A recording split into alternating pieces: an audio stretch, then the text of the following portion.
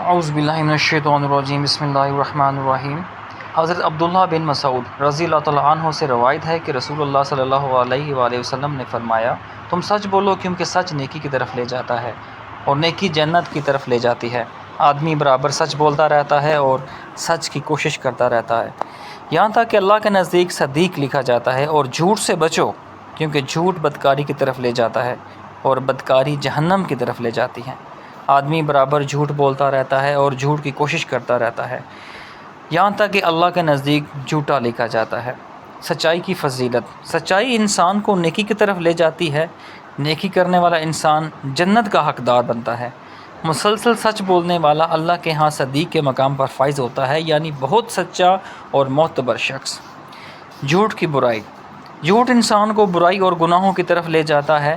جھوٹ گناہ کر کے آخرکار جہنم میں لے جاتا ہے۔ بار بار جھوٹ بولنے والا اللہ کے نزدیک جھوٹا لکھا جاتا ہے۔ سچ بولنے والے پر لوگ اعتماد کرتے ہیں، جھوٹ بولنے والا کبھی عزت نہیں پاتا۔ کاروبار، رشتے، عبادت، ہر چیز میں سچائی کامیابی کا ذریعہ ہے۔ سچائی ایمان کی علامت ہے اور جھوٹ نفاق کی علامت ہے۔ نبی اکرم صلی اللہ علیہ وسلم نے فرمایا کہ مومن سب کچھ ہو سکتا ہے مگر جھوٹا نہیں ہو سکتا۔ بہت شکریہ۔